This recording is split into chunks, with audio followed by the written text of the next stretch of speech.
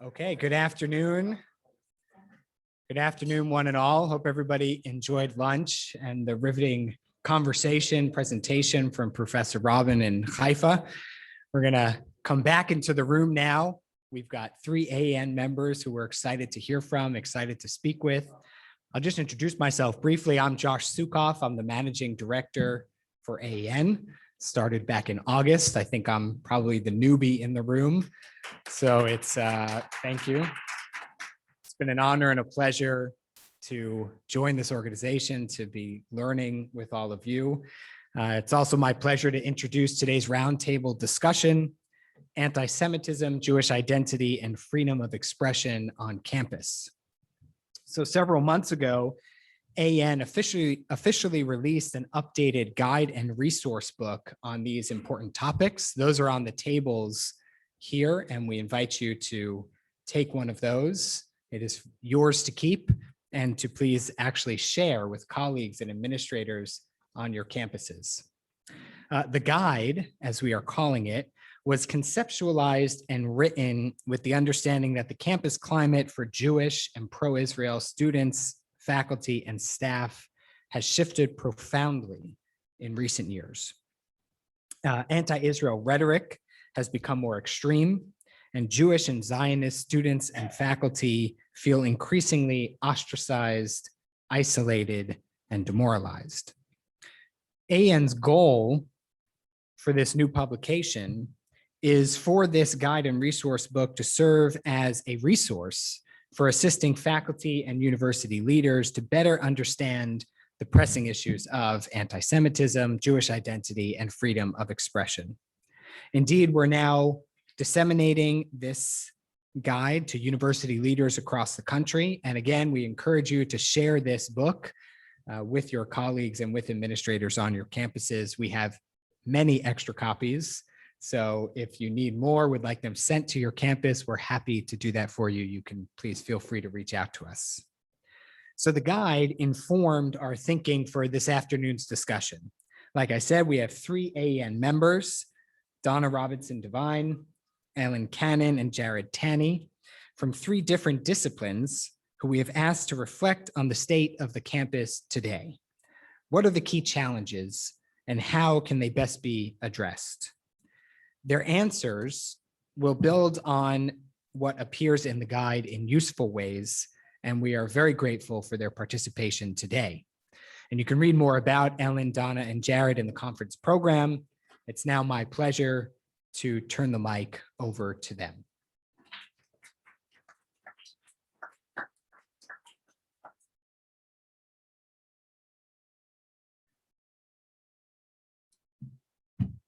Let me start by sort of summarizing my pedagogic approach and how I'm connected to a piece of the AN project. I've taught Middle East politics at Smith College for 40 years, along with political theory, because you can't just teach your specialty at a small college. And my approach was always, the definition of my mission was always that I had to teach students how to think about the Middle East, not what to think about the Middle East. That they were free to form their own particular political positions, but that I was there to help them think through the categories that made sense historically and politically, sociologically. I'm trained as a political scientist, so I tend to think of conflict in terms of wins and losses, but not too much more nuanced than that. So I'm connected to AN because I went to graduate school at a time when I thought I shouldn't be connected to a Zionist or a Palestinian organization or do any activities. But because of what was happening on campus and what was happening to my discipline and to the study of the Middle East, I became involved.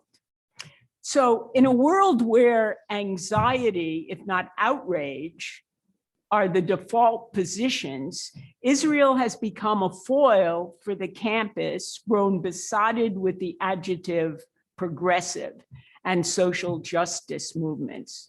How the Israeli-Palestinian conflict is addressed in books, lectures, and classes on American campuses once anticipated, but is now, it seems to me, emblematic of the general decline of intellectual norms. To accept the story BDS, boycott, divestment, sanctions, advocates tell of Israel's founding, you have to believe in fiction, if not in magic. A narrative that imagines a Zionism possessing the power and funds of the empires conquering America and Australia must distort, if not bury, data and developments. It has to engage in a linguistic alchemy to transpose the plow into as lethal a weapon as the cannon. It has to skip over the many diplomatic efforts to resolve the conflict to suppose that a Jewish state necessarily deprived Palestinians of the chance to create their own. And it must conjure up an Israel surviving largely from a legacy of plunder, propped up by resources poured in from a world that still does little but exploit and oppress.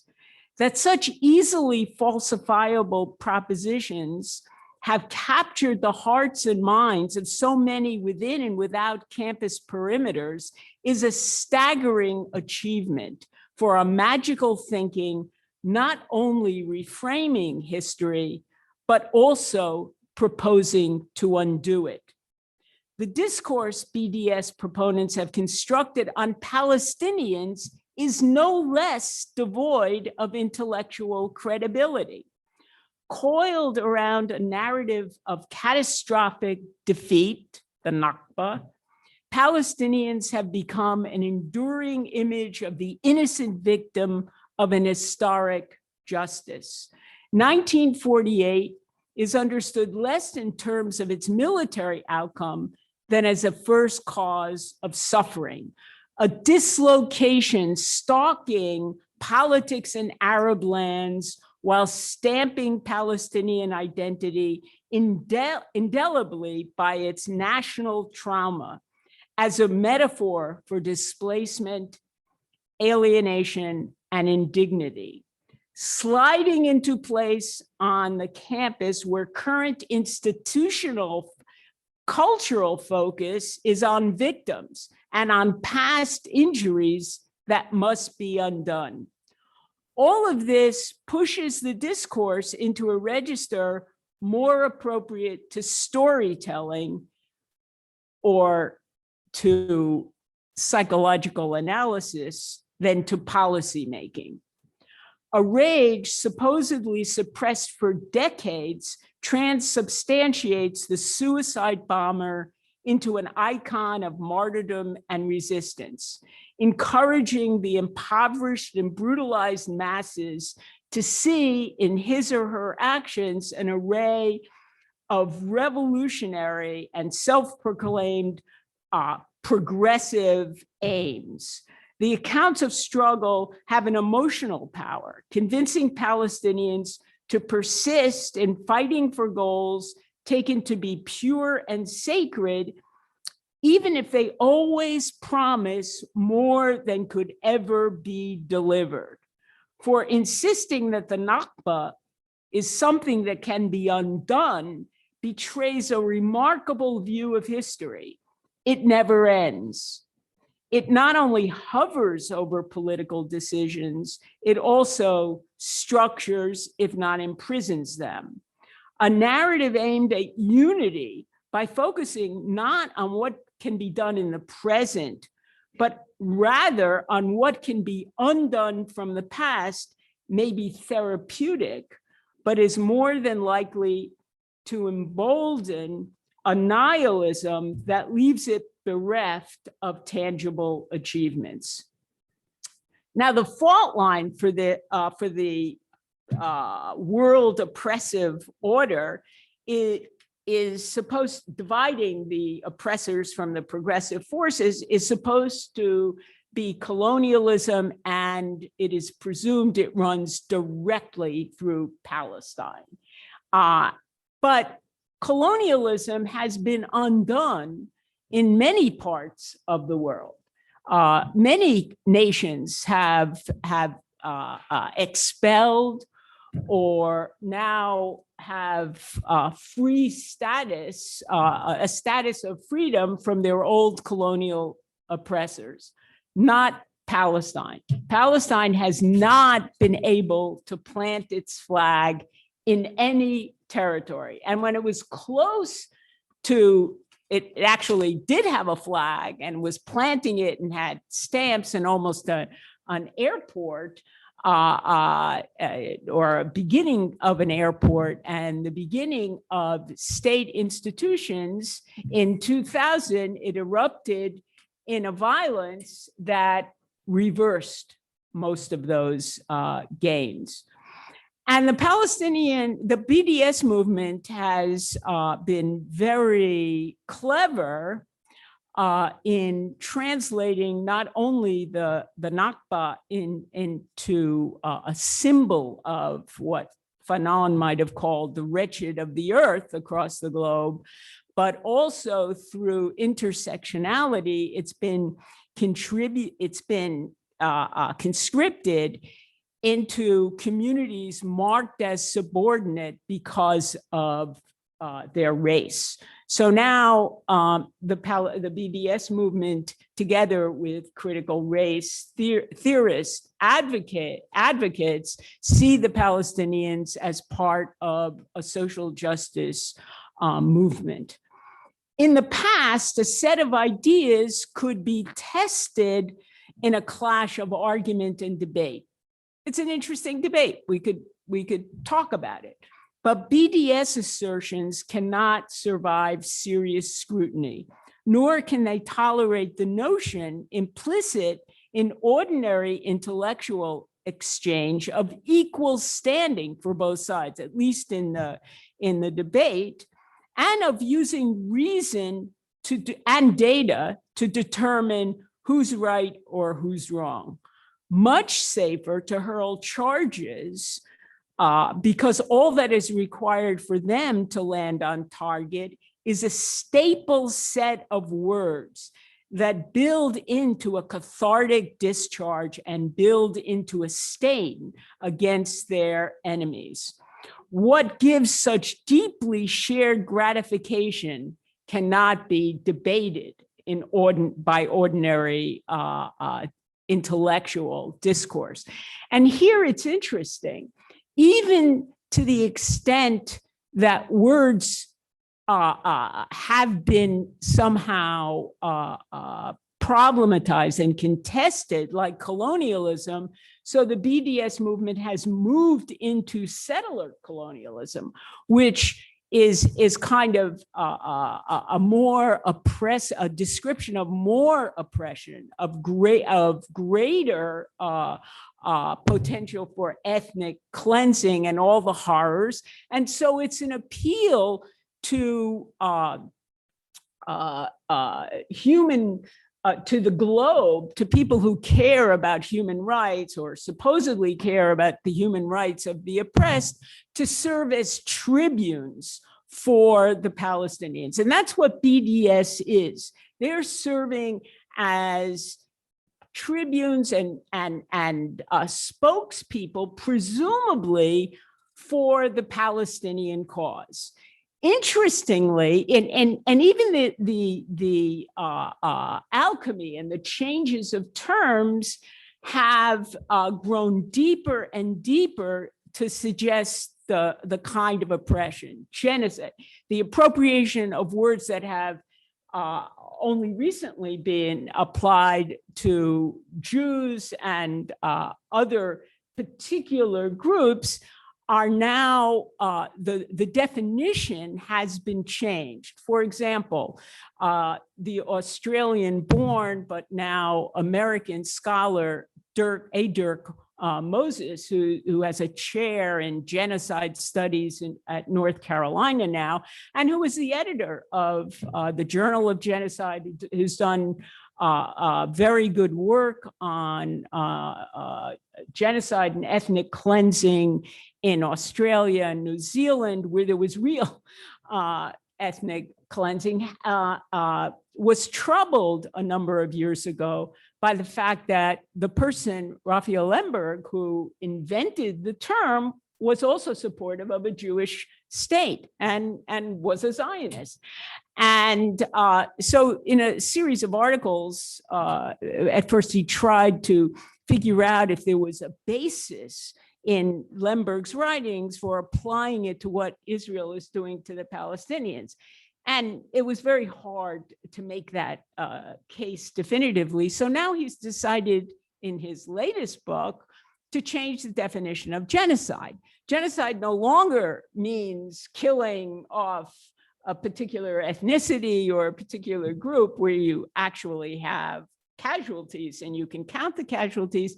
It means that you're implementing or controlling the political process for other people and not allowing them to flourish and go on. So even words that once had meaning because of the Palestinian cause have been changed. And I want to make an important point about BDS and its position as tribunes and spokes groups for the Palestinian cause. This is, in a sense, outsourcing, that the Palestinians are outsourcing their liberation movement or the leadership of their liberation movement. And it's not for the first time. In fact, if you go into Palestinian history, particularly what's called the Arab Revolt of the 1930s, which started off as a kind of populist, Muslim-inspired revolt against Balfour policies during the British Mandate, land sales, immigration, started killing Jews, turned into a kind of Palestinian civil war, where these groups began to organize semi-state institutions in villages and began to carry their violence into cities, conquering Jerusalem for a few days, and turning Palestinian notables into targets. This was a civil war. Palestinian notables, partly exiled or arrested by the British, and the British put down this revolt pretty harshly. Palestinians paid a high price for this revolt. But the Palestinian notables knew they were losing control of the Palestinian people.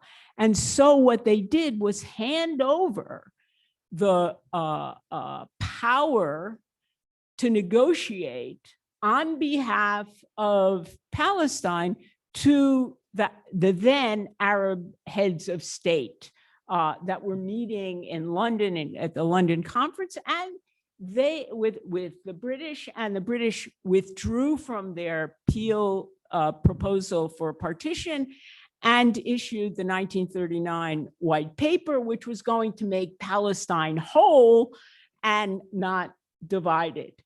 It became very clear, one of the considerations of Ben-Gurion, I believe, was that 1939 white paper was a possible alternative as the World War II was going, and the Biltmore program and the decision to go for a state was partly based, although I think Jeffrey rightly says that it had to do with global changes in the aftermath of the war, but it was partly based on the fact that Ben-Gurion saw that they had to move beyond white paper policy. The other thing that I think is important to note, and so the Palestinians have outsourced a liberation movement, and I know of no cases in political science where liberation doesn't come at the hands of the people who are going to benefit. So that what we see in the United States is policies or statements formed based on a whole set of circumstances that don't accord with what's going on for Palestinians on the ground in the Middle East. The other thing that BDS advocates do is distort the notion of civil society. They claim they're acting because Palestinian civil society has requested that they do this. But if you go into the literature, I know this is, if you read the literature on civil society, it has nothing to do with the way so-called Palestinian civil societies operate. So the idea of civil society is supposed to bring in the solidarity of the people in order to prevent autocracy, in order to make sure that the state doesn't oppress them. But the key element and presumably the effectiveness of civil society, it is that it doesn't cast the opponents or the structures of power as enemies. It wants to work with them, bring them in, establish a dialogue with them.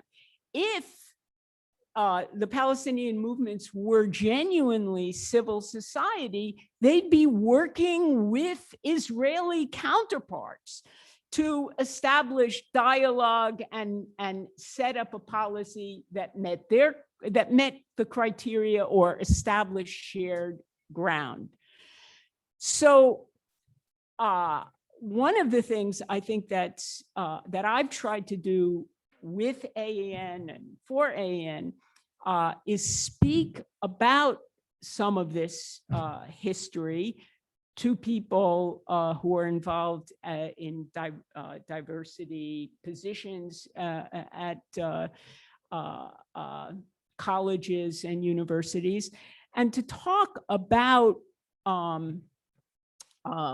Israel not as a metaphor for one thing or another, but as a real country and what its politics are actually like. I mean, I said, you can reduce Israel to hashtag Israel blessing or curse, but if you want to examine whether Israel is a successful state in its 74 plus years, you can do no better than go to Rousseau's Social Contract, who says in one of the chapters, the marks of success and legitimacy is population.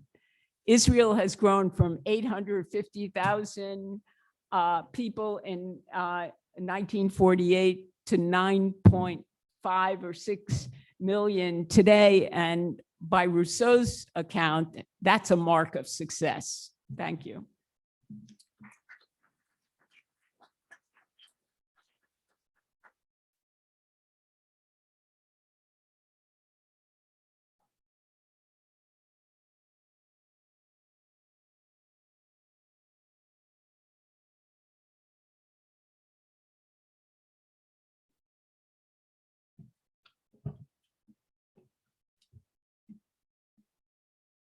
Hi, I hope everybody is having a very, very meaningful experience at this terrific conference.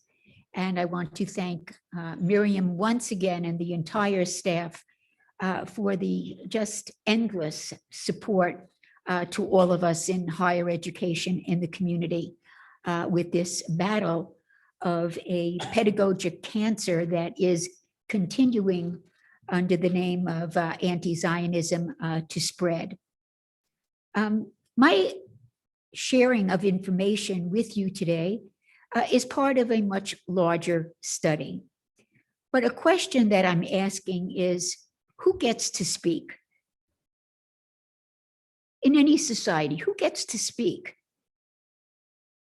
Who gets to speak for Jews, about Jews? Because what we're about here today is to make sure that it's us that get to speak and get to speak about who we are and what we are, and that we encourage the younger generation of scholars to join us. Not that any of us have aged. You've never looked better, but we need to increase this wonderful army. What I'd like to do is share with you a very small portion of a much larger project. It is my contention that you cannot understand the pedagogic problem we are faced with today without understanding the initial emblem of this and the baking of this by Soviet propaganda. I look at, very briefly today, the institutionalization of this propaganda that will be absorbed in current American higher education, and how it is institutionalized by three regimes: Lenin, Stalin, and Brezhnev, who has all but been forgotten in this ideological cancer that we're looking at. I also am looking at the absorption of their models into 5 distinct methodological approaches in the social sciences today. And I will only give you, if I have any time, a little bit of how it metastasized into the area of women's studies. But what I want to show is that this is history. The terms that we hear on our campuses did not start yesterday. When we look at the methodologically adoption, it starts in the 1970s and 80s. And when we look at the work of Stalin, it started then. And so what we need is much more studying of the process by which over the years it has been institutionalized. What, if anything, was the Jewish response to this institutionalization? Let me start. For Lenin, the ideology of Marxist-Leninism shaped and defined policies towards anti-Semitism and anti-Zionism and anti-Israel. On the one hand, if Lenin were here with us today, he would say, you know, you guys have to remember, anti-Semitism was made illegal, but not the operationalization and the institutionalization of anti-Semitism and anti-Zionism. And as a result, he creates an ideology viewed as a path to socialist society that will result in the liberation of all people, of an international proletariat. And because this ideology views the path to social liberation as being open to all oppressed, the participation of Jewish citizens, he tells us, in the establishment of a socialist society is regarded as normal.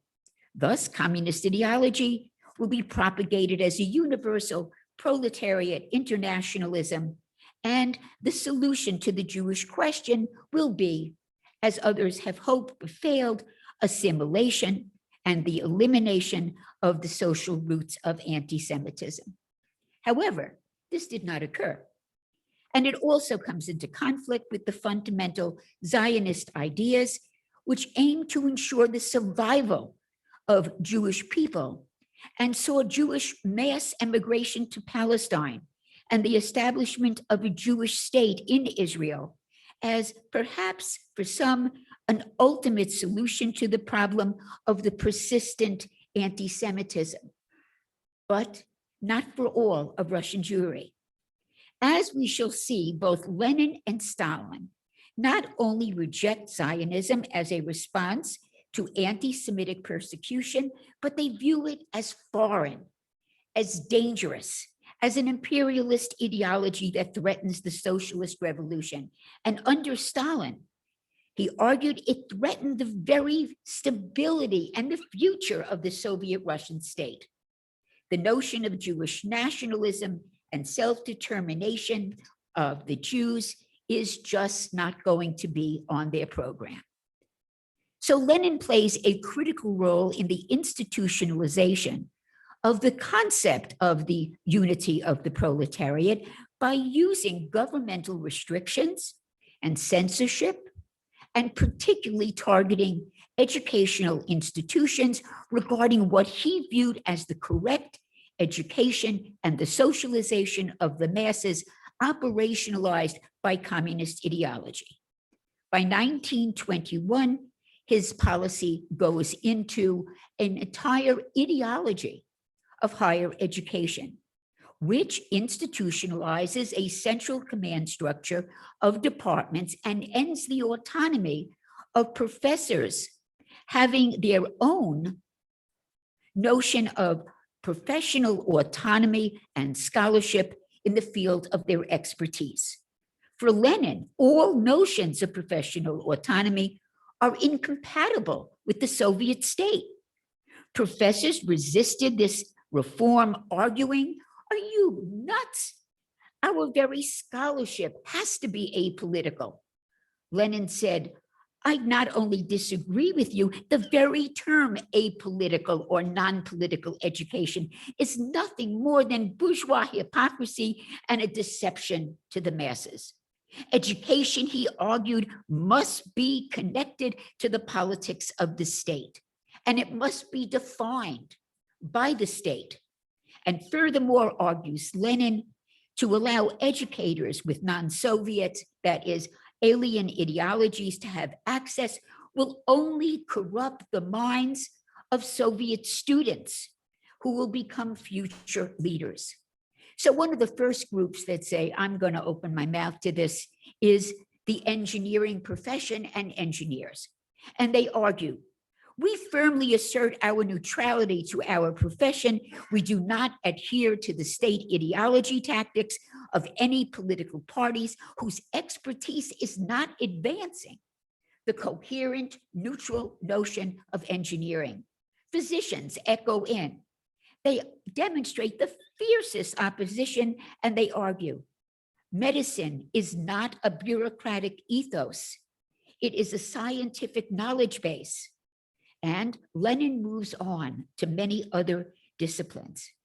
And to further cement the Soviet ideology and professional life, he creates a series of watchdog groups to peruse what he calls enemy publications, and further the promotion and the institutionalization of censorship. And according to Lenin, words are weapons, and just as the revolution cannot allow just anybody to have revolvers and machine guns, since they might be malicious enemies, so too the state cannot permit ideas that challenge the revolution. And to this, he creates something called the Lgbt, and he develops what he calls false information to be promoted by the main directorate on matters of literature and publishing. And thus, on May 19th, 1922, he orders the expulsion of writers and professors who are aiding the counter-revolution. And Lenin made it clear that the following professionals must be carefully observed: professors, doctors, lawyers, engineers, agronomists, and technicians. And he goes on to say, "I will arrest people who do not comply." Stalin goes much further. For starters, following World War II under Stalin and his autocratic rulership, there is a total erasure of the Shoah. Based on communist ideology, there is a refusal to even consider the Holocaust as a distinctive Jewish event that results in the genocide of European Jewry. And he says, to assess the quote unquote Jewish victimization of the Holocaust is an expression of Jewish particularism, as opposed to an expression of all victims who died. And thus, there is no publication in the Soviet Union until 1993, the Black Book of the witnesses who saw and who testified. Stalin constructs a doctrine of political warfare, which accompanies military warfare. Soviet political warfare, according to Stalin, must place emphasis on the use of language and propaganda to destroy and undermine those that we define as foreign foes and domestic foes. And Jews, Israel, and Zionism will be a very important main topic. And the framework of his narrative is Manichaean words, using very brief sentences. We're very accustomed to it. What is the good? What is the bad? He really develops this into an art form. A framework that views the Soviets as the good and the Americans as the bad, Israel together with America as the kingpins to global imperialism, and eventually Israel and Zionism as the intrinsic evils and the embodiment of all that is evil to prevent world peace. Plus, Stalin's paranoia extends to members of the Red Army who he feared might have picked up Western ideas overseas and would threaten also the Soviets regime. And thus Stalin embarks on a fierce anti-Western propaganda campaign, and the goals of preventing Western nationalism, ideas spreading to the multiple of Soviet nationalities, is installed. His main goal, as he states, is to promote a return to Russian patriotism, which is a profoundly racist construction. In order to promote a return to true patriotism, Stalin conflates the term patriotism with the word Russian. It enables him to go after multiple ethnic groups and nationalities accused of lacking true devotion to the Russian homeland, as well as having views that are totally incompatible with the Soviet state. The official documents of this new patriotic program placed a specific concern on the suspicion and persons who demonstrated what he called groveling before foreign cultures and slavish imitation of the West and capitalist culture. By 1949, it's in full bloom, and it is called the Anti-Cosmopolitan Campaign. It is headed by Andrei Zadnov, and he is the Communist Party leader from Leningrad and Central Committee Secretary, and is directed by Stalin. Its purpose of the anti-cosmopolitan propaganda program is to subjugate the representatives of the intelligentsia more strongly to the control of the Communist Party, the Communist state, and to bring in line any new ideologies which we describe as foreign. And Zhdanov also followed 3 other additional stipulations, all dealing with the following: something called communist morality. The subsequent politicalization and ideologicalization of all forms of higher education are now instituted. And what we see is the pejorative term of cosmopolitan becomes an absolute synonym for the Jews themselves. And it starts with, you cannot be a real Russian, the Jews, because you are rootless. You are neither a nation nor a tribe. You live everywhere and have roots nowhere. Now, this will be immediately developed in contemporary times, arguing that Israel is not an authentic state, Jews are not indigenous to the population, and there is no such thing as an indigenous Jewish culture, language, history, you name it, it doesn't exist. Stalin claims that cosmopolitans are individuals devoid of a nation.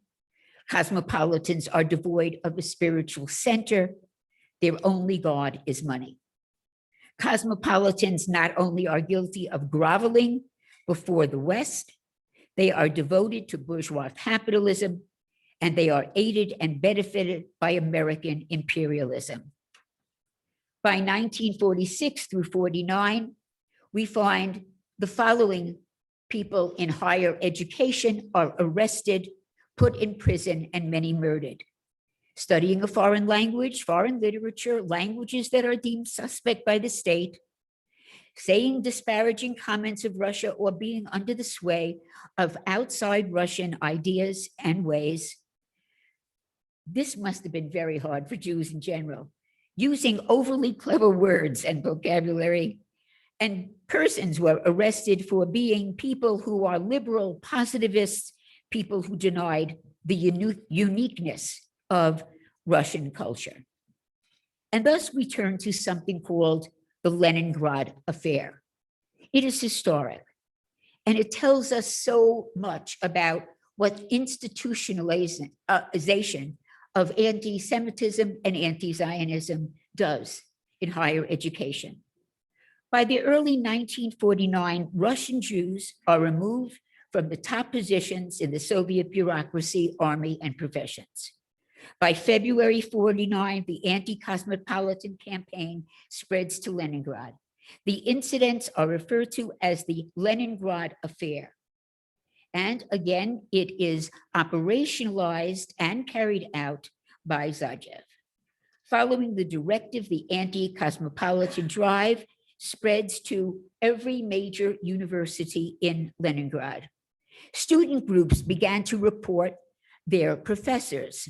Faculty and other students were said to be devoid of patriotism. Russian humanities and literature departments were primary targets. Professors were attacked for kowtowing to the West, engaging in an unpatriotic campaign to destroy national distinctiveness. Professors went on trial. They were accused of disarming the Soviet people ideologically and the evisceration of the communist education for the young. When professors were put on trial, the only people permitted to speak were people who spoke the propagandist reply of the Soviet government. For example, at the trial of the people at the Leningrad Affair, they promised the following: we clearly saw them disarming the Soviet people ideologically and were eviscerating the communist education of the young. Faculty attending the meeting knew that if they stood up to speak out, the reprisals would be personal and they would lose their jobs. The result was the work of eminent professors. Their texts and lectures were expunged from journals and anthologies. Their names are deleted from indexes and academic libraries, as were their names removed from citations and footnotes. Professors, both Jewish and non-Jewish, are transformed into non-persons.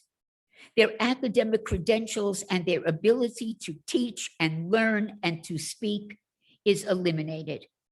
And by the 1950s, we then see a fundamental alteration in the propaganda. It now moves to the full-blown global anti-Zionism attack rather than just anti-Semitism. And it begins. And please note that as Martin Kramer, a very wonderful professor that so many of us have worked with, he notes that to please understand that anti-Zionism is a narrative that exists in the early 1940s. Anti-Zionism predates the emergence of the Jewish state, he says. And he notes the following: it was a staple of anti-Zionist rhetoric in Britain in the 1940s, when Europe is teeming with Jewish refugees and before Palestine Arabs even took flight.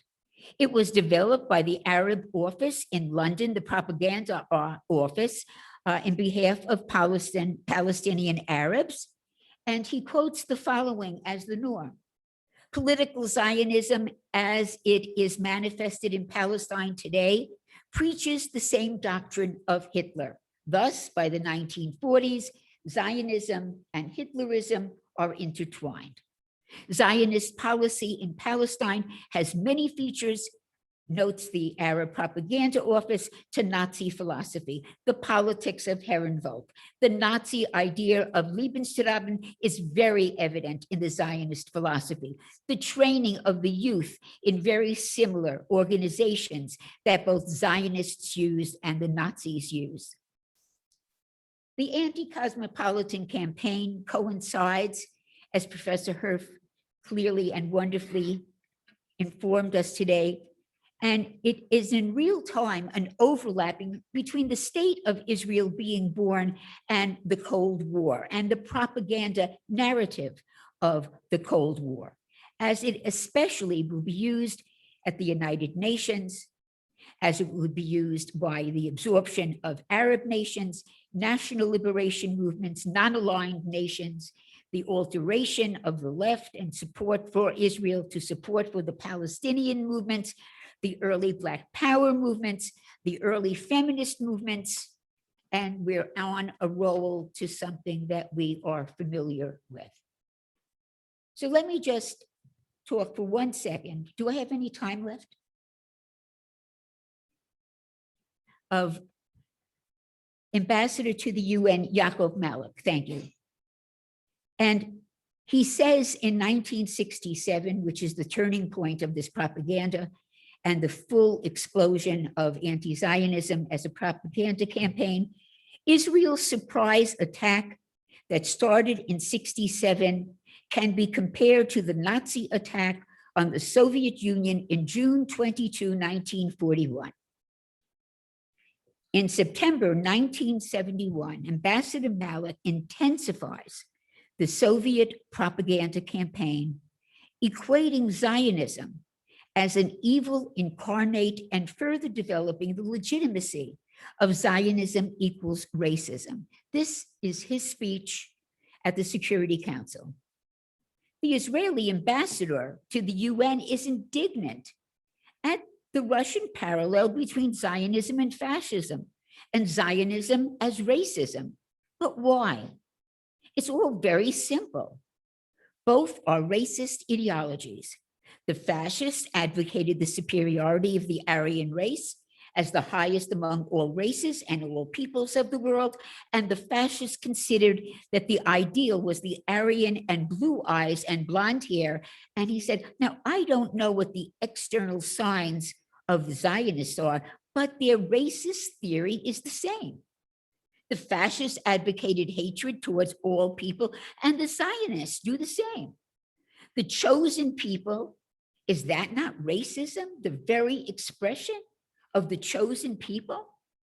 What is the difference between Zionism and fascism if the essence of the ideology is racism, hatred towards other people, the chosen people, the people so, what do you tell us, that they were elected by God? And then he asks, where in the second half of the 20th century does one hear anyone advocating the criminal, absurd theory of the superiority of one race and one people over the other? Try to justify that from the rostrum of the United Nations. Try to prove that you are the chosen people, and they will respond, yes, you hate everyone. And thus we see the clear beginning of the politicalization and the idealization of the Soviet propaganda, but it comes up to Brezhnev to really develop it much further. Brezhnev's era is marked by the most severe higher education discrimination practices, which are delivered in the following ways. In academia, the benefits of being considered a Soviet Russian was guaranteed under the Constitution to undergrad education, access to postgraduate programs, and career programs in both science and math, possibly culminating in a professorship. Jews, however, are denied these benefits in the 1970s through unfair admission practices in Moscow, Leningrad and Kiev, as well as a rejection of and the delays in the completion of their research being approved or funded. Politically institutionalized anti-Semitism in higher education under Brezhnev is delivered under the codename quota system, a way in which Jewish identity, especially as stated on their passport, was strictly regulated to maintain entry into the exclusive club of professionalism in higher education and in many cases other fields. According to state policy, any national or ethnic grouping in the overall higher education enrollment should be represented in its relation to the representation of the total population. And again, Jews are a small portion of this large population, and especially over time, as more Jews try to emigrate from Israel, the proportion of the quotas that we are going to be guaranteed decrease. Thus, in theory, the higher education quota is secure, equal access to education and qualified work, but not for Jews. In reality, the so-called equivalent balance quota system perpetuated the great Russian national dominance, spelling disaster for the Jews. In addition, the system promoted restricted access, which actually turned into no access. And if this was not sufficient to limit the chances of Jews, from the mid-60s, especially through 1968, and following the Six-Day War, anti-Jewish restrictions are introduced into appointment policies of top universities that specialize in who gets in. The verbal policy included a high incidence of Jewish dismissal, followed by a permanent denial of suitable employment in most cases. Jews who were allowed to work in academia were most often denied normal working conditions. But in general, it was very difficult for Jews to enter the humanities and the social sciences because, among other things, the anti-Zionist propaganda with its anti-Soviet image of the corporate Jew and the Jew as the fifth column created additional problems. The driving force behind the quota system was the permission granted to higher education administrators to communicate the anti-Semitic exclusionary process, both verbally and in their behavior. These administrators were put in the official position to determine who entered a university and who did not. An example of this is the story of one Jewish male. The command from above was not to accept Jews to postgraduate school and generally not to give them the opportunities for advancement. University administrators immediately decoded the order as, in my case, they said, do not admit one more Jew to this program. We now have many diaries of the people who experienced this, and Russian Jewish students interviewed repeatedly added that the administrators really enjoyed harming them. One woman testifies, "My dean was a professional anti-Semite. The dean's CV shows him to be a representative of the post-Stalin administrative generation. He started his career in '51 as associate dean of research development, which refers to the person responsible for ideology.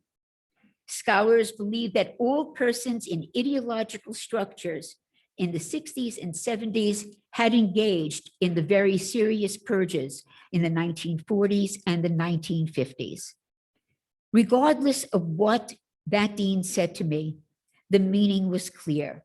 It was not impossible to understand. What he said to me is that this is not a good fit for you to be at Moscow University. And in reality, what it meant, there is no place for one more Jew." I will conclude by saying that, again, it's part of a very, very big study that I am working on. First, I want to thank you for your polite indulgence. And I want you to know that the issue now is spreading in state legislatures to add to high school development ethnic studies and multicultural studies and critical theories in which the anti-Zionist component is clearly part of that. And so, again, I have a lot more to say, and my husband will probably hear me say it for the 10th time in a polite audience, but we ask, who speaks for us? Who speaks for the Jews? And the answer must be us. We cannot tire and we cannot delay. This is growing, and it is especially spreading, in addition to higher education, to other forms of education in high school and in other areas. Thank you so much.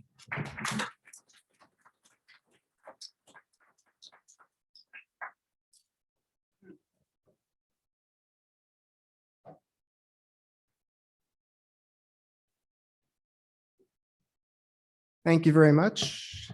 Can everyone hear me okay? Thank you, Miriam, for inviting me here to present.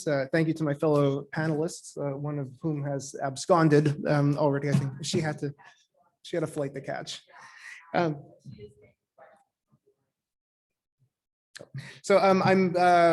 My presentation is going to be very different. It'll be far more of a personal nature rather than a foray into the deep past. And I'm going to begin by saying that I am equally honored and saddened to be presenting today here at the Academic Engagement Network Conference.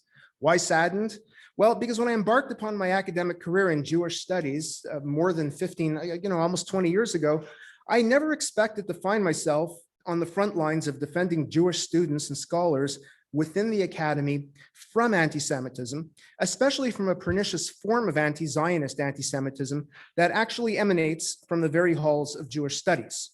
I actually feel a bit stupid for not having foreseen this. You might wonder why, and that's because I did my PhD at UC Berkeley, which, as everyone here undoubtedly knows, led the way in making anti-Zionist discourse and bullying fashionable and respectable on college campuses. I think I was actually there when JVP formed, and I was completely oblivious to it at the time, because back in those days, I tended to hang out with the Russian historians, and they had little interest in any of this stuff. They were more concerned with doing what scholars are supposed to do, producing scholarship that is not compromised by activism or predetermined by an ideological agenda. Now, I mention this because I need to underscore that I entered Jewish studies without having any sort of Zionist activist agenda. Sure, I have always been a Zionist, and I have taught a course on Zionism in Israel every other year for well over a decade. But I am very fortunate to teach at a university where anti-Zionist activism is not an issue. In fact, given the current climate on college campuses, not to mention the American political landscape as a whole, I'm thrilled to be teaching students who are, for the most part, politically apathetic. My students don't believe that Palestinian freedom is inextricably linked to Black Lives Matter, climate change, and LGBT rights. They would be perplexed if someone suggested there was a relationship between any of these things. I am also the faculty advisor for my campus Hillel, and my students, at least to my knowledge, have not encountered anti-Semitism or endured altercations with pro-Palestinian activists. There is thankfully, at least for now, no students for justice in Palestine on my campus.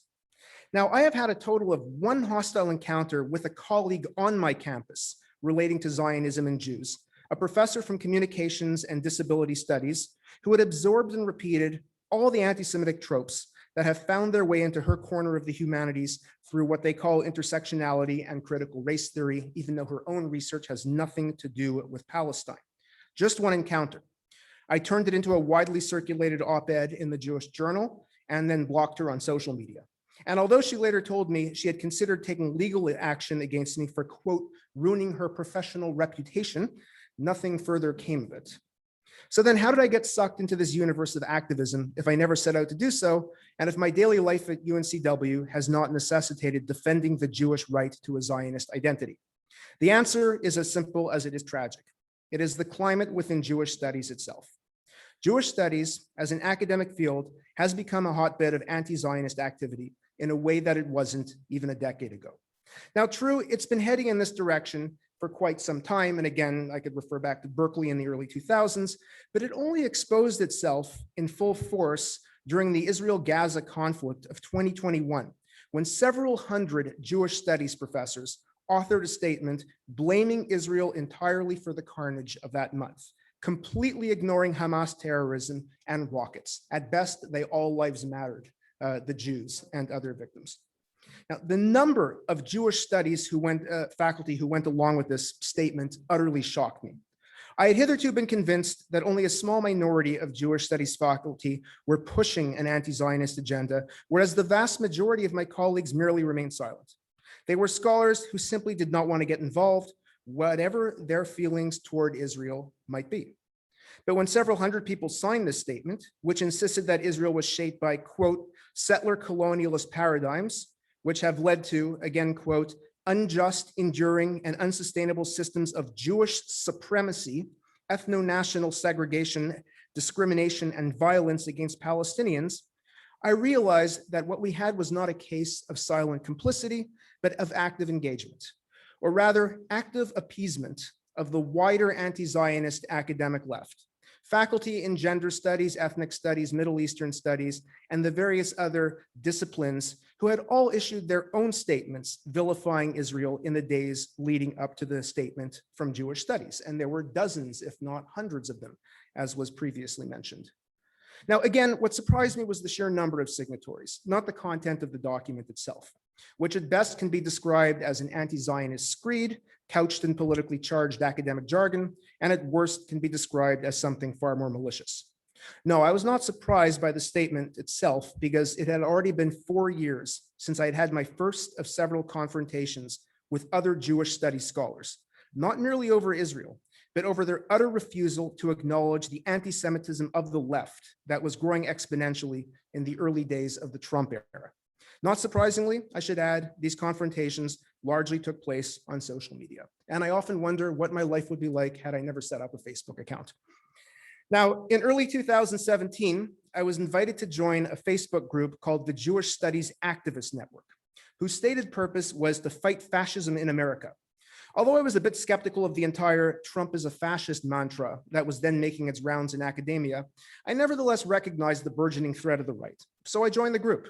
How could opposing fascism be a bad thing? What's wrong with condemning the inhumane treatment of immigrants at the border and the hounding of anyone suspected of being anything other than a true-blooded American?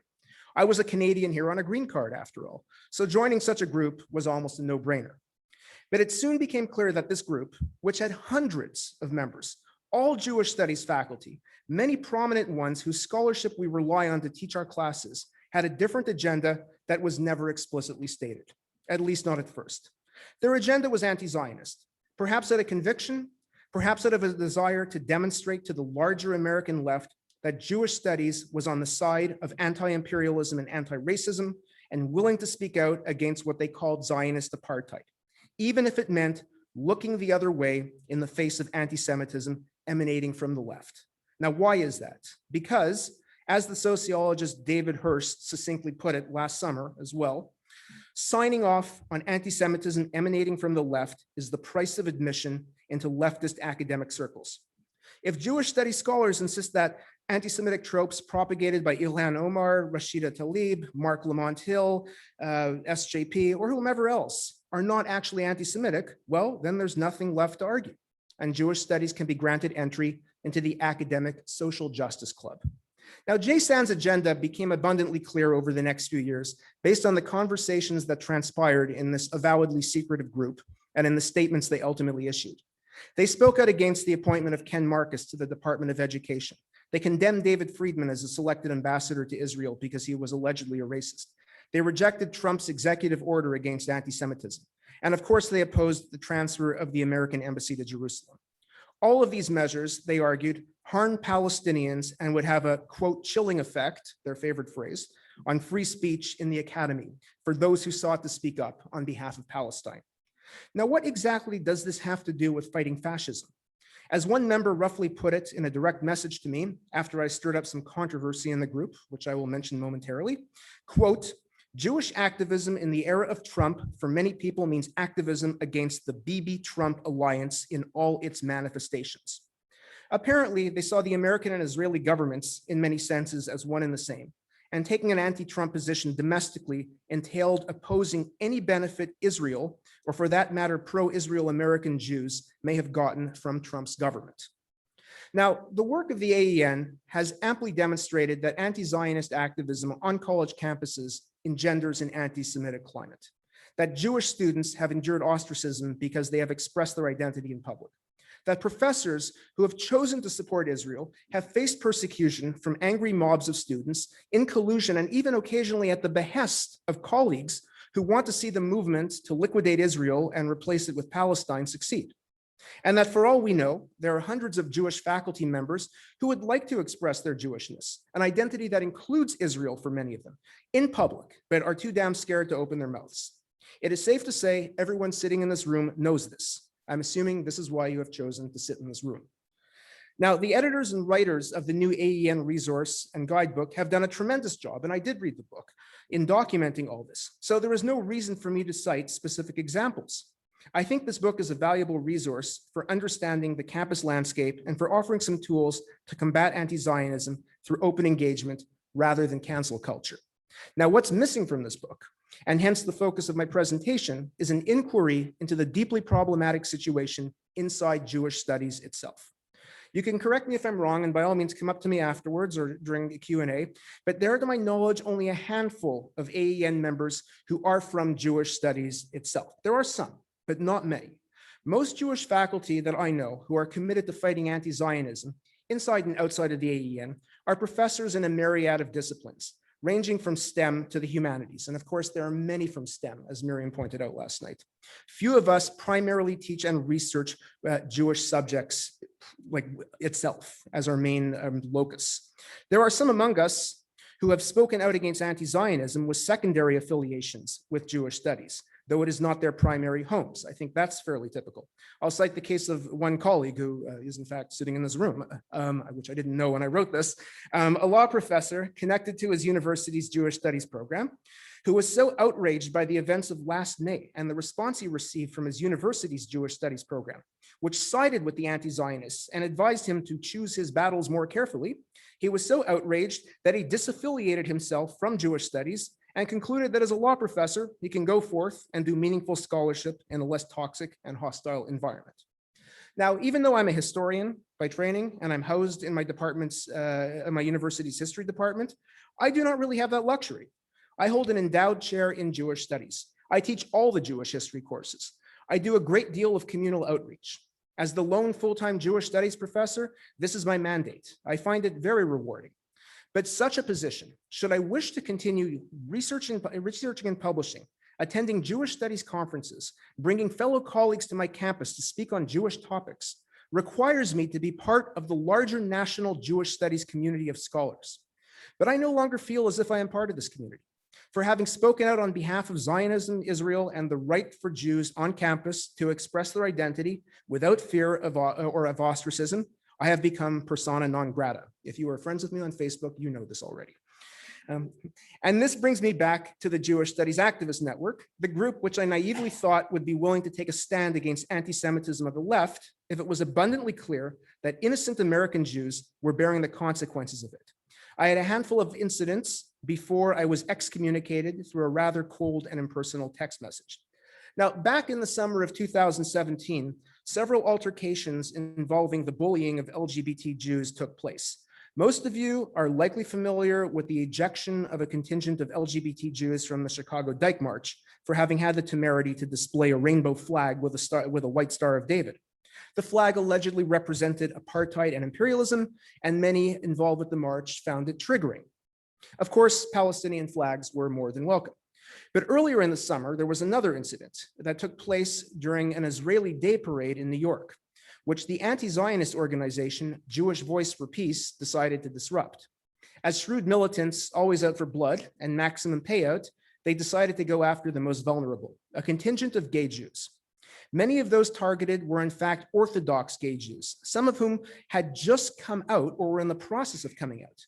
Many were actually out in public as proud gay Jews for the very first time in their lives, after having grown up in a homophobic religious world. It should have been one of the great moments of their lives. But JVP sent in their thugs, who proceeded to harass, taunt, and bully them. They deliberately chose them because they were gay and perhaps Orthodox. Now, by the logic of intersectionality, by their own intersectionality, this made them especially vulnerable. And anyone who was fighting against all forms of bigotry, as JVP claims to do, should have been supporting them. But the problem is they were also Zionists. And according to the twisted logic of JVP's politics and like-minded activists, this negated any support they should have received for being Jewish and gay. They were no better than any other Zionist imperialist Palestinian oppressor. And of course, they were an easy target. Now, when I read about what happened, I raised the issue in the Jewish Studies Activist Network.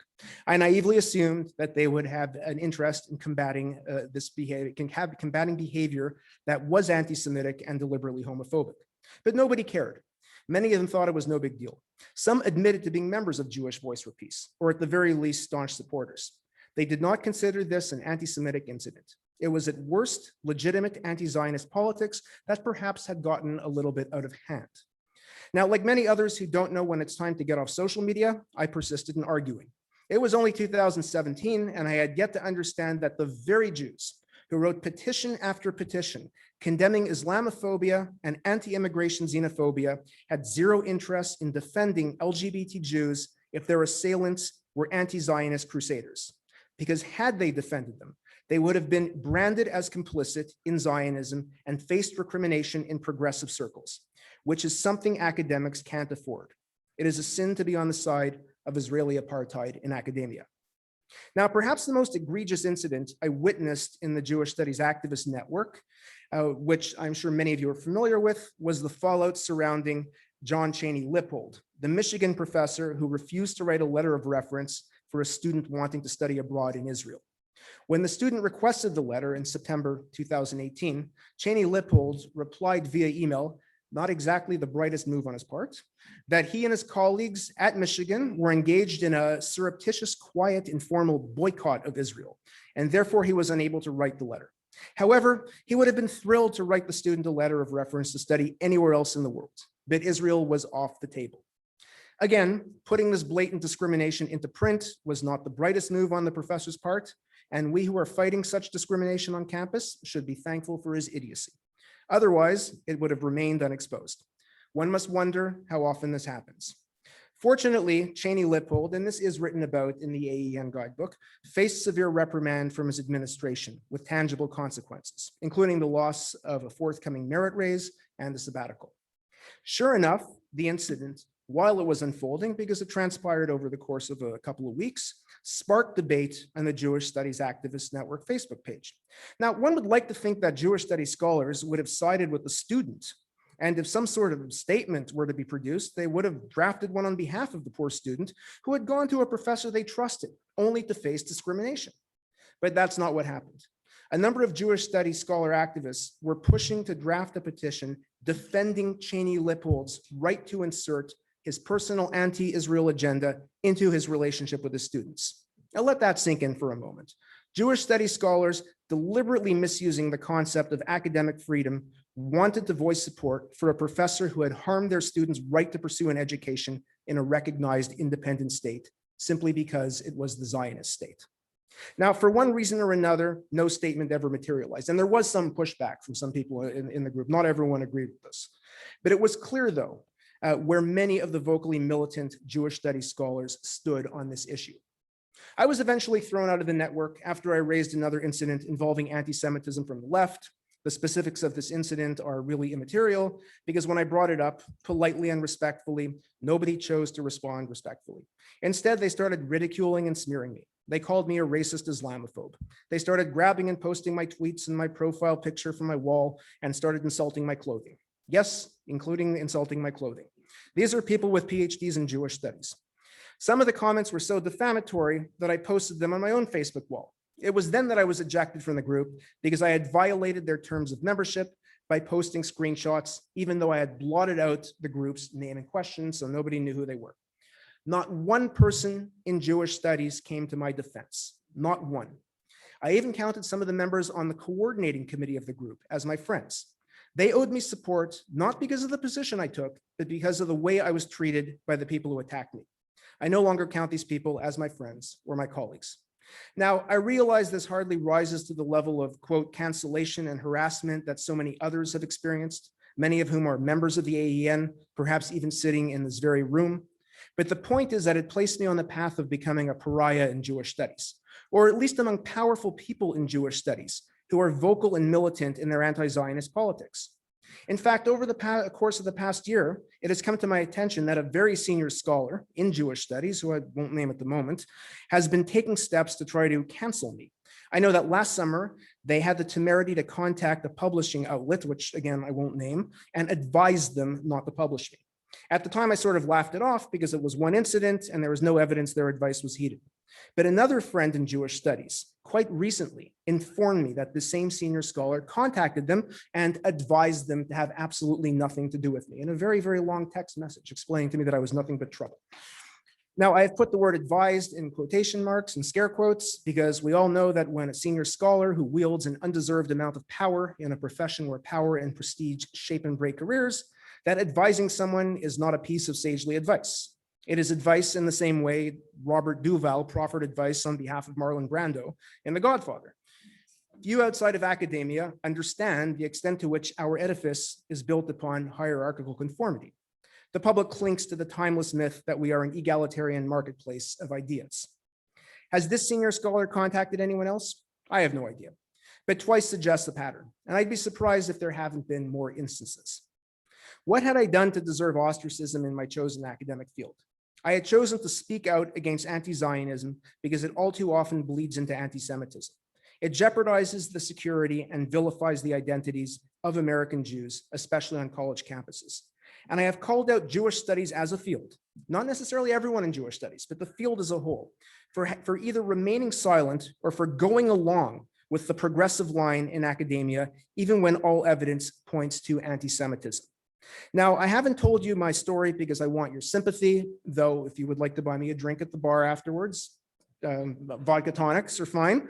I am sharing this with you today so you can understand that there is a problem within Jewish studies itself. And I think the Academic Engagement Network needs to strategize how to fight this problem.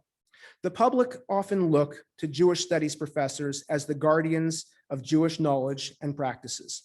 People turn to us whenever anti-Semitism rears its head, whenever violence breaks out in the Middle East, whenever there is any sort of political issue or dispute that intersects with the Jewish issue in any way. When I taught at Ohio University in a very small town in Athens, there was at least one, if not two, Gaza conflicts at the time. I kept getting phone calls from newspapers. They wanted a comment from me. Even now where I live, I get questions from newspapers and whomever else all the time because I am the lone Jewish studies person. And this is why in statement after statement, these self-professed experts begin their documents with the words, as scholars of Jewish studies, we insist that ... They abuse their expertise, their training, their academic credentials for political ends. And unfortunately, one of their political ends is to be welcomed into the wider progressive movement that has inundated college campuses, for whom anti-Zionism is the ticket of admission. Now, lest my own agenda be misconstrued, let me make one more final point here, and let me make one thing clear. I am not calling on Jewish studies faculty to become unabashed Zionists in public, let alone in their classroom. I am not calling on professors to become propagandists, by no means. But should they be engaging in activism, or rather because everyone seems to be engaging in activism now, I am calling on them to take an even-handed position on Israel-Palestine in the public sphere, to state as experts that there is nuance in this complex ethno-national conflict. Just pure and simple, there is nuance here. I'm calling on them to condemn the relentless vilification of Israel that comes from all these other disciplines and of the Jews who express a Zionist identity. Condemn the one-sided condemnation that transpires daily in academia. Most importantly, and I know this has gone unheeded, I am calling on Jewish studies scholars to publicly, not quietly, not behind the scenes, stand up for Jewish students on their own campuses if and when Jewish students face bullying because of their Zionist identities. Jewish students should be able to turn to their Jewish studies professors, much as African American and Latinx students expect and can find support in their respective ethnic studies programs. Now, although my demands are modest, I am all but certain they will go unheeded. Supporting Zionism in Israel on campus is professional suicide. But is throwing the Jews under the bus in the name of what they call universalist social justice any less suicidal? Those who know Jewish history know that acquiescence in the face of Jew hatred never has a happy ending. Thank you.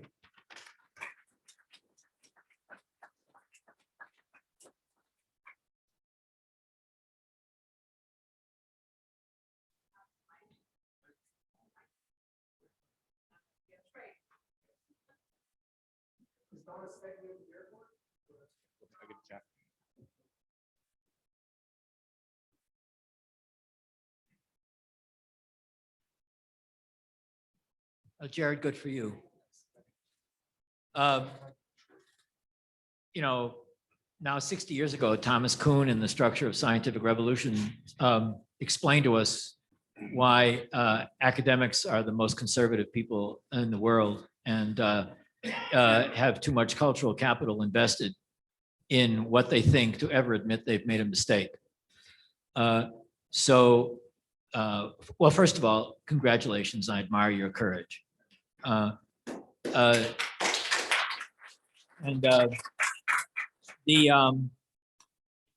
My impression is that Jewish studies lives off the endowments and support of Jewish donors. So there are people here who have some connection to the philanthropic world and understand how it works. The intellectual arguments that you make will make no difference whatsoever to the Jewish studies faculty who made excuses for Hamas and expressed these various arguments.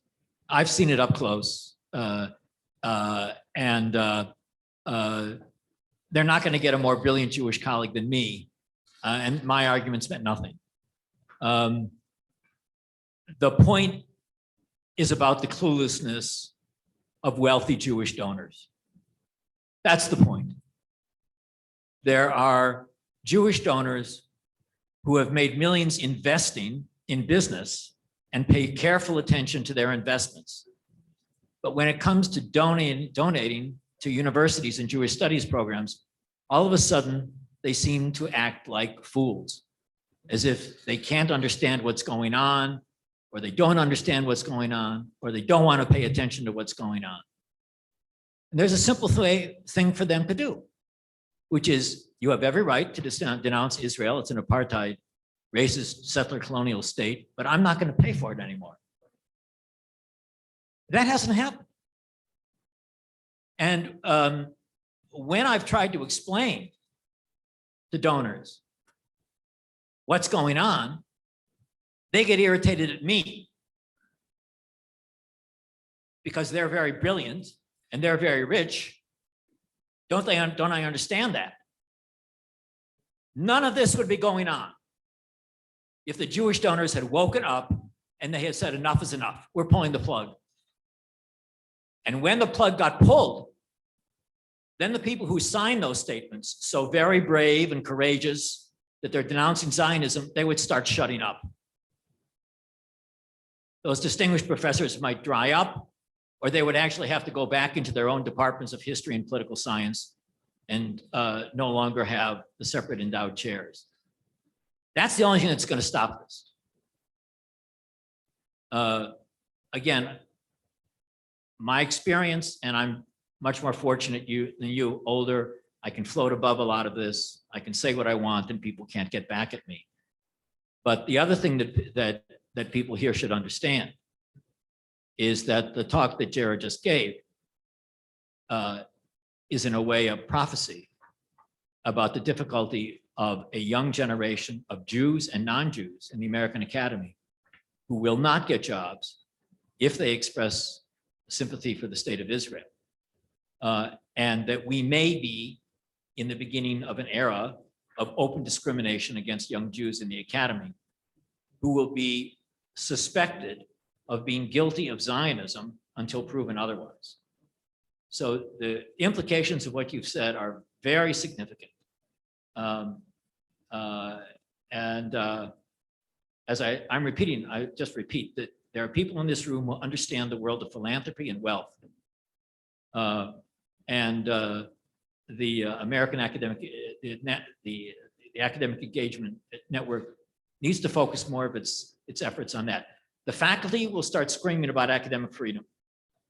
And once you give money, then you have no influence whatsoever about what the faculty does.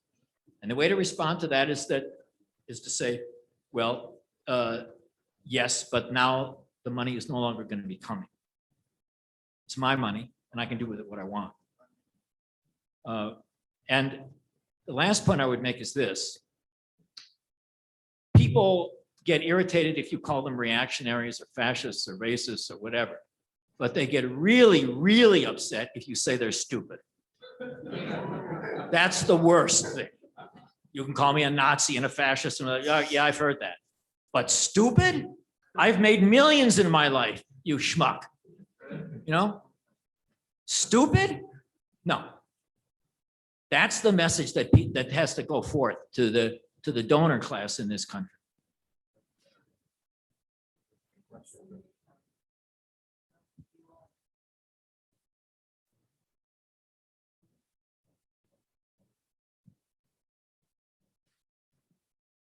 Thank you, Jeffrey. That was perfect. I want to just back up what was just said, because I was privileged enough or suffered enough to be asked to establish a Jewish studies program on my campus back in 2009. And I learned a lot, because I learned, having directed a linguistics program, which has no external constituency because nobody knows what linguistics is, and then be charged with directing and establishing a Jewish studies program and finding the difference between what it is to be tasked with something that has an external constituency. So the people that you're talking about, the donors and whatnot, I discovered, firsthand from my development officials that one of the primary motivations of having a Jewish studies program is to pick the pockets of Jews. That's why they do it. They don't establish gender studies programs because they want to pick women's pockets. They don't establish African-American studies programs because they're trying to get African-Americans in the community to donate money. They put Jewish studies programs on the board because there's some Jews out there with money and maybe we can get some. And I've tried to disavow development officials for many, many years of that prospect of, sort of caution them, don't be so forward with your asks, which they do a lot. But just getting back to, I want to connect what you said with what Ellen said, because the progressive, woke intersectionality on campuses is a result of this new Leninism. What I see, because I was a Chinese scholar, studying Chinese literature, studying the Cultural Revolution. This is the same thing. And when you talk about, academics are conservative, they're cowards. And Jewish studies faculty are no less cowards than any other faculty on campus. They're looking at their own backsides. They are the capos of the academy. They will herd the Jews onto the boxcars if they have to, in order to keep their tenure, in order to keep their hire, in order to keep their publishing coming. And they will do this. And I can't fault them for it because that's their livelihood. And one other comment I want to make, going back to Donna's talk, she talked about the Palestinians outsourcing their liberation to other groups. I would turn that around and say that Jew haters in our country, Jew haters in Europe have insourced the Palestinian issue because it's a convenient and cost-free way to show your authenticity. It's cheap to hate Jews. It's cheap to be anti-Zionist. If you get in anyone else's faces, there's more of them. They might push back. But the best way to demonstrate your authenticity, your virtue, is to show how much you oppose Israel. And that's a cheap way to do it. They won't give up anything they care about. They won't give up anything they own. They won't pay money, but they will do that because it's cheap, it's cost-free, it's risk-free. And for Jewish studies faculty, it's exactly the same way. It's cost-free, it's risk-free, it's beneficial. You move your career forward. It's easy to hate Israel. And so, you know, I think that your solution, what you talked about, donors, we have to go that way.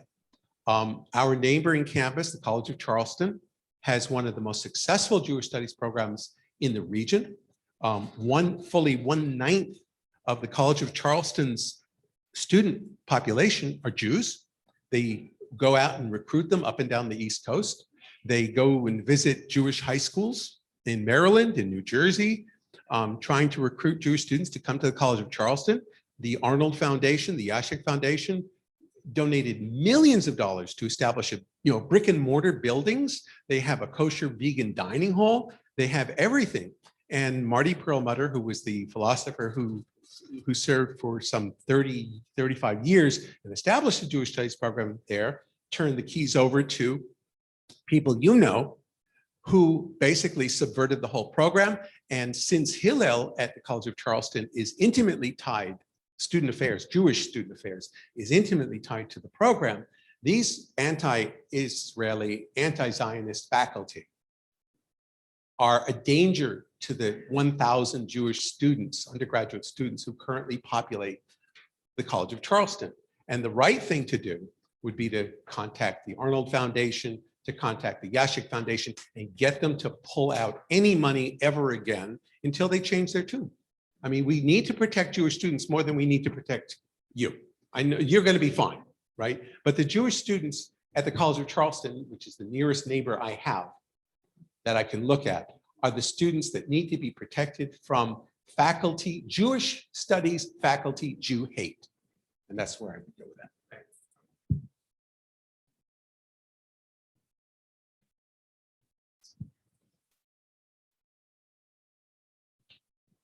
Well, I'm the director of a Jewish studies program. I am the director of Judaic and Israel studies at the University of Oklahoma. And I know Jarrod, I've known him a long time, invited him to write for a Wiley Blackwell History of Jews and Judaism that I general edited about 10 years ago. Let me say that I don't engage in anything online at all. So I am aware there's a whole world out there that I just don't want any part of, and have managed to go 62 years without being part of. So I'm sure I'm unaware of a lot of things, and I really do applaud your willingness to be out there and confront people online. And I certainly think there is a problem in Jewish studies especially I would say among the more elite universities, ironically, where Jewish studies faculty don't feel comfortable being, as I think Jeff said, or quite rightly, should be for the Jewish students there the same kind of resource that African-American, Latinx, Asian and Island Pacific faculty and women and gender faculty are for their student constituencies. And although there's been an awful lot of cynical things said in the last 10, 15 minutes, in my opinion, I think as faculty members, I believe our ultimate job, even at a research one institution, which Oklahoma is to serve the student body. So I think if we are betraying that, we are really betraying our professional trust, and we shouldn't have gone into this field in the first place. So I do want to say one, and it is for frankly a reproach, and but tochacha is about as Jewish as you can get.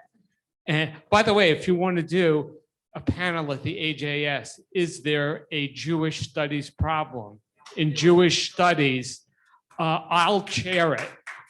And the third person or fourth person on the panel should be someone much younger than either one of us, and preferably female. But if we can find such a person. But I do want to say this, Jarrod. I think you're generalizing overmuch by a lot. And I know a lot of Jewish studies professors around the country. They tend to be in smaller programs.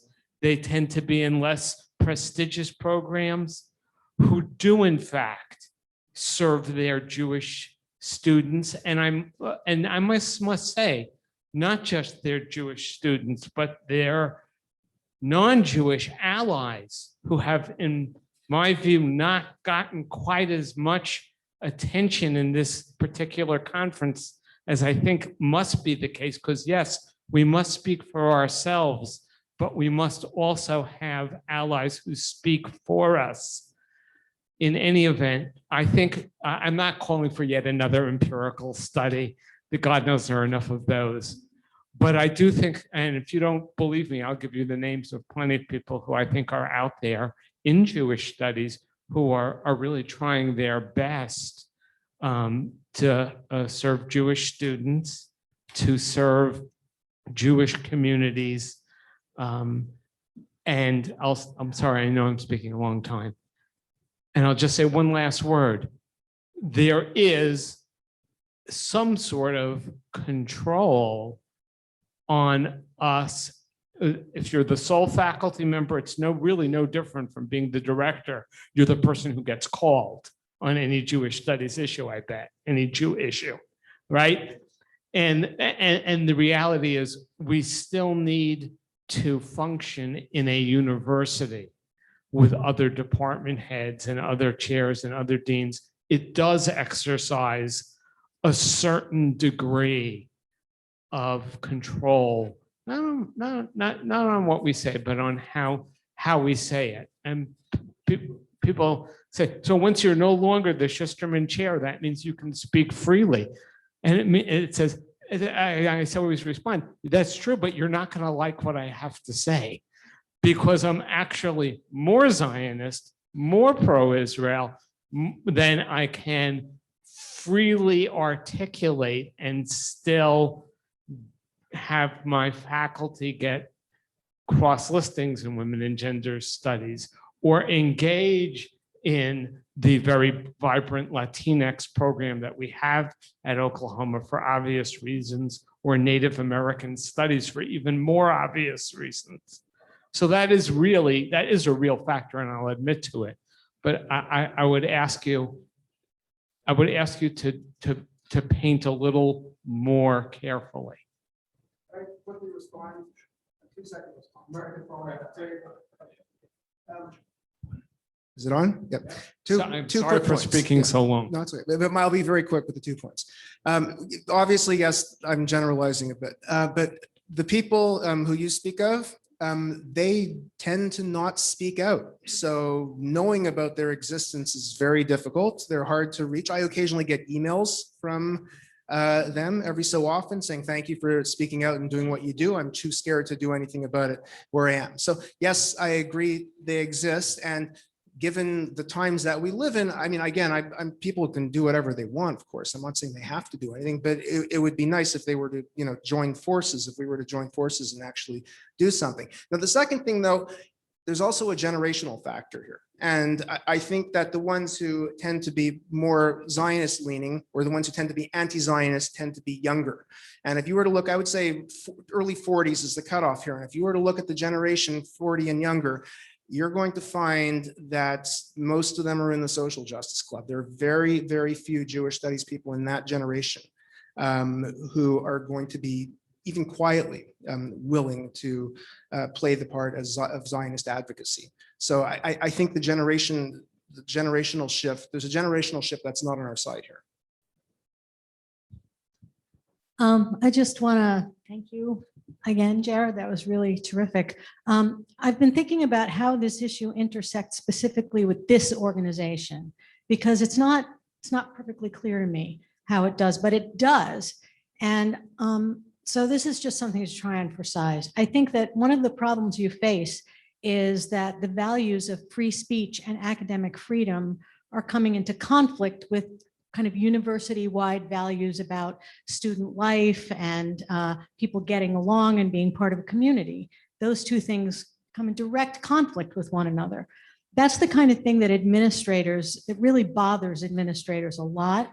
And I've thought for a very long time that the audience for what we have to say is actually not other academics. It's the administrators, and I think the donors as well, super important. You all know what happened at the University of Washington with Leora Halperin, right?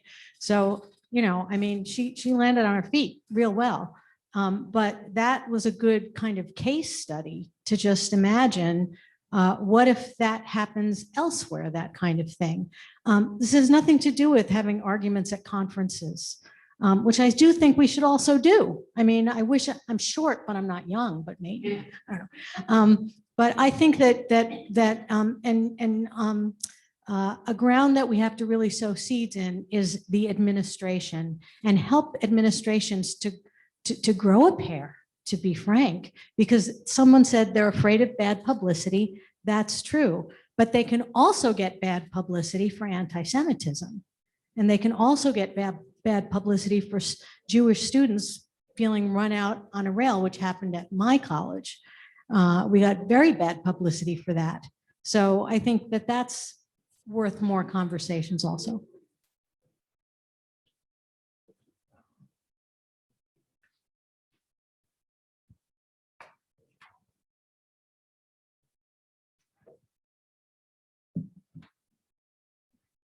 Thank you for your talks. So, quick question.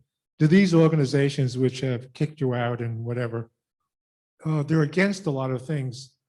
How would they complete the sentence, we would like Israel to? Do they have an agenda which is more than just being anti-Zionist, but a way to make the Middle East a better place for everybody? What's their agenda? The short answer is no, and they tend to, you know, even JVP until very recently, they tended to claim that they were open to any solution, any political solution, so long as it involved universal rights for everyone. So I would say that there's some of these people, not the ones who are really the hardcore militant, you know, all nation states are bad, especially this one. A lot of them tend to say, and I would even call this maybe soft anti-Zionism or a little, maybe even duplicitous anti-Zionism. They will say, you know, it's not a question of one state or two states. What the most important thing is justice and universal rights for everyone between the river and the sea immediately. Once we have that, then we can decide what sort of solution. Now, if you actually have a PhD in humanities or social sciences, you should know that that utterly makes no sense. You can't bequeath rights, civil rights, political rights, whatever rights to everyone in a region and then decide what sort of polity you're going to have afterwards. That doesn't make any sense. I mean, how would that work? That is, in my mind, just a way of saying we're calling for the liquidation of Israel. There's going to be a majority of non-Jews here, and it'll be a one-state solution without actually coming out and saying so outright. So I think that's the way a lot of these people, this is mostly people in Jewish studies, are trying, because the ones outside Jewish studies are calling for the liquidation of Israel and it's replacing with Palestine. But these are calling for an open sort of solution, but after we give rights to everyone. And it's their way of being anti-Zionist without claiming to be anti-Zionist. That's my reading of the situation. I'd like Very to, confusing. I'd like to add one point. They're very, very clear. It is much more of a social movement than a pedagogic trained people in the area of education, whatever they are teaching. And they make it very clear that there will be nothing that we have to offer what Israel can do to improve. They want the obliteration. They're very clear in their courses that this is a perspective that should be taught. And it's very insidious. Another thing that I'm sure many of the people have read is in a very recent article by Martin Kramer, in which he really does spell out something that Jeffrey ended with his very important remarks on, and that is there is a possibility of what we are looking at is the squeezing out, deliberate squeezing out of Jews from the humanities and the social sciences in areas that we have historically been in. And at a time when universities are redefining themselves further and further away from brick and mortar, our very presence to be able to speak out for the future really has to be examined. A third thing that I would like to suggest is it is very important when we come to AEN that we are concerned with primarily with these professional, academic, and educational issues that are really informing our lives. But the recent research and data about students from the former Soviet Union who went through the quota system and went through interviews in which the heartbreaking, the interviews have now been published, that they're self-censored. As a result, it was similar to what happened to our young Jewish students who went to Durban, in which they went there enthused and they came back scared to speak in the future. And so there's a direct link between us grappling with this and the individual lives of students who the definition and the pride of being Jewish, the knowledge of being Jewish, it's being sublimated, and God only knows what is being substituted. But this is the feeling of loneliness of the young student who is told, you can't run for student government because of your position. That student is phenomenal in the state that I live in, Illinois. And she has, even as a graduate, she has made this a determination of something that she will speak about the impact of what is going on her self-identification as a Jew. And we fear that we've looked at all kinds of social changes, economic changes in the Jewish community. But this needs to be absolutely studied. Another thing is that in my particular university, if you are a person in any of the fields, which you also teach Jewish content, that you will find it very, very hard to be cross-listed. And that is another very important form. It is a very discouraging situation. We have the testimony of one person who teaches in the New York State system who was so excited about being in Jewish studies. And she contacted all the area studies, African American studies, Asian studies, etc. And no one wanted to be cross-listed with Jewish studies. And she really made the effort. So again, the problems, what we are faced with as faculty are not identical as the students, but they certainly interact with the future well-being of these young people and the future role of the Jewish voice in university life in general. And for many of us, I'm really, there's no way of us thanking AEN. It has constituted family for us. It has constituted the support network. Every help that any of us have ever needed has been absolutely 100% provided by Miriam and the entire staff. It's a perfect note to end with.